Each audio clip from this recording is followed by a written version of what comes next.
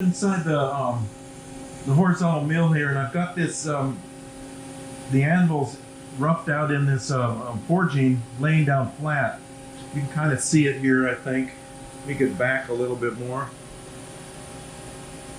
And I cut through. Remember, I left in the previous video on this anvil project. I left tabs here holding the small. These would be the small anvil pieces on either side. And this is the bigger anvil's base you're seeing right here. And I'm just cutting through these tabs that I left in here with this this kind of like an inserted roughing end mill. You see it here closer. And I just hand jog this through here, but now I'm going to line it up with this. I'm going to kind of line up the side of the end mill here. Let me jog this thing over there. Okay, what I'm going to do is just kind of eyeball this. This is the edge of the anvil, the rough edge of the base, and I don't want to cut too much off up here, so I'm not making any kind of program for this. I'm just going to kind of eyeball it here without hitting anything. I just want to make sure that I'm leaving enough stock here when I cut through up here. Like I say, I'm not making any kind of program or anything like that. We're just doing this kind of by eye. Just gonna go in a certain amount, kind of like I did over here on this side. You can't see it right now, but just enough to cut through that. And I know I'm missing the horn of the little anvil is over here, and so none of this is going to interfere with that. So we're going to start. I'm going to start the spindle. I'm running about 300 RPM here.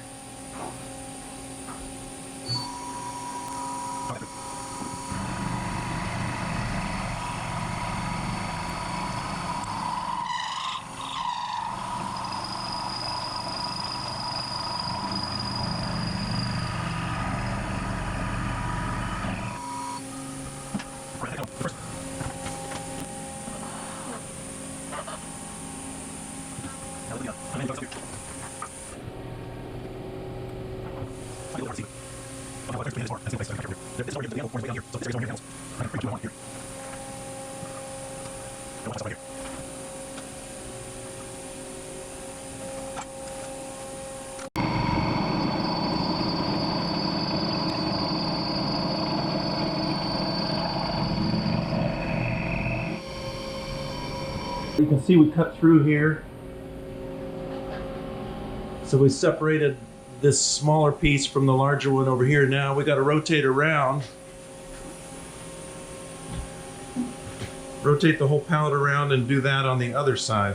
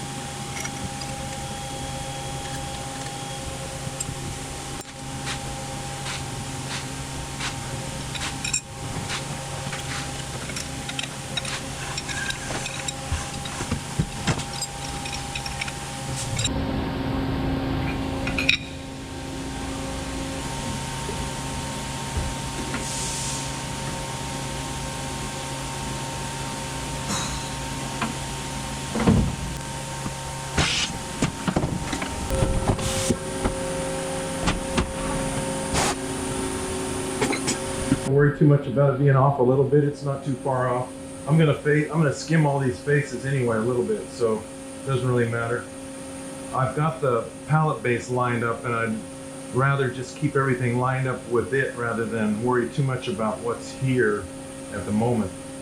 This is all going to be machined away up here anyway on this side of the anvil. This is the side where the horn sticks out on the side up here. So what we're going to do is I guess prepare a program. First we're going to find out where the location of this thing is sitting on the pallet. If I can do this two different ways, I can use a bunch of fixture offsets, like one for each end, if I'm going to come in from this end and that end, or I can determine where this thing is sitting in relation to the world axis, if you will, which is the center of rotation of this pallet, and then place it accordingly in my CAM software so that it's at that location. Because this machine doesn't have what you call dynamic fixture offsets or work offsets, I have to do that. Otherwise, I could probably just probe this thing and say, okay, and put it in the CAM software and program it, and it would take care of itself with the dynamic offsets. But this machine, like I said, doesn't have that. This is too old a machine for that kind of stuff. So the way you have to do it is you have to establish where this is in relation to the center of rotation if you're going that route, and then place it in the software in that location, the finished part, and then you can just program the way you want, and it'll output the code in the appropriate place. But I'm thinking, I'm not sure if I want to do it that way or not. Trying to decide. If I put a separate fixture offset for this face, say G54, then I could use G55 for this side and set my 0 point in the CAM software for that, and then use G56 for this side. And I think I might do it that way rather than go from the center of rotation, because this anvil is pretty much machining straight in on these faces. And it's not something I have to do some kind of oddball angles to machine it. So that might be the easiest way to do it. And then I don't have to worry too much about the actual precise location. And I could kind of adjust things a little bit as I go by moving the fixture offsets around if I want to take more off here and there.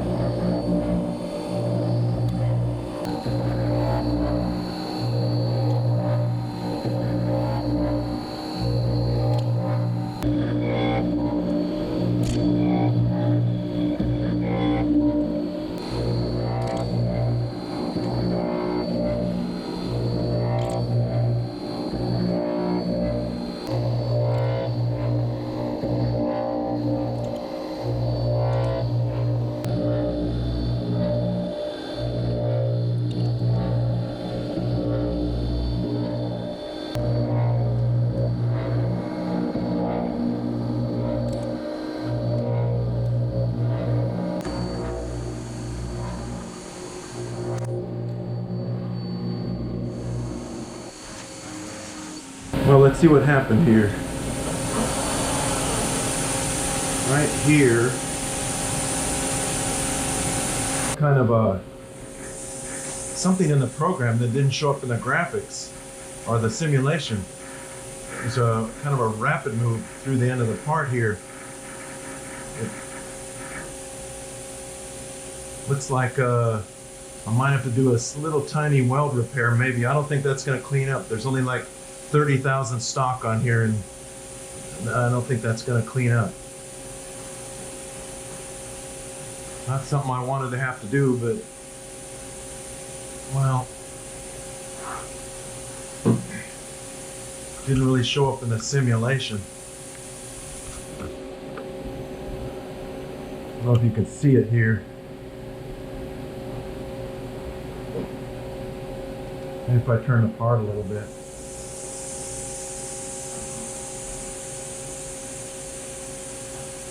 See it right there? It's been a rapid move. Those funny moves out here that I didn't have it retracting up to a clearance in the process, and it didn't show any collisions, so I thought it'd be all right. It makes kind of a more dramatic looking video if you know, don't retract and you're closer to the part. But I think on the other end I'm going to change the program to retract all the way to clearance. I don't want to have this issue, although it didn't show up in the simulation for some reason.